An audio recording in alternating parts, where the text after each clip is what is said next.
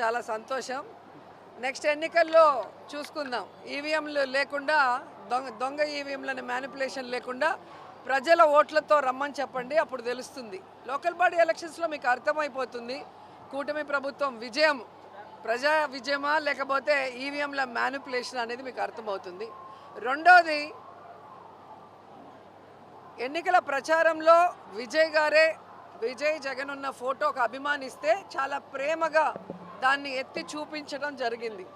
ఒక ముఖ్యమంత్రి క్యాండిడేటు పక్క రాష్ట్రంలో ఉన్న మాజీ ముఖ్యమంత్రి ఫోటో పట్టుకోవాల్సిన అవసరం లేదు. అయినా పట్టుకున్నారంటే అర్థం ఏంటి? జగనన్న లాంటి నాయకత్వం నేను ఇస్తాను అని ఆయన చెప్పకనే చెప్పాడు. ఎందుకంటే విజయ్ గారి డ్రెస్సింగ్ చూస్తే జగనన్న గారి లాగే కాకి ప్యాంటు కాకి షర్ట్. ఇంతవరకు ఎవరు కూడా ఏ ముఖ్యమంత్రి క్యాండిడేట్ అలా వేసింది లేదు. ప్రజలకి దగ్గరగా సాధారణ వ్యక్తిలాగా వాళ్ళు ఎప్పుడూ ఉంటారు. సో ప్రతిదీ కూడా మీరు చూస్తే మాట కానీ ప్రజలకు ఇచ్చిన వాగ్దానాలు కానీ మీటింగ్స్లో మాట్లాడే విధానం కానీ అన్నీ కూడా విజయ్ జగన్ గారిని ఫాలో అయ్యారనేది స్పష్టంగా తెలుస్తుంది. ఎప్పుడైతే విజయ్ ఆ ఫోటో చూపించాడో అప్పుడే ఆయన కూడా జగన్ గారిని గౌరవిస్తున్నారన్న సంగతి తెలుస్తుంది.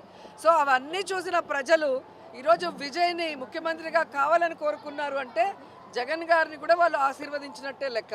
ఎందుకంటే దేశంలో ఏ రాష్ట్రంలో ఏ ముఖ్యమంత్రి కూడా 5 సంవత్సరాలలో తను ఇచ్చిన వాగ్దానాన్ని 99% పూర్తి చేసిన దాఖలాలు వేరే ఏ రాష్ట్రాల్లో లేదు. ఒక్క జగన్ గారే చేశారు.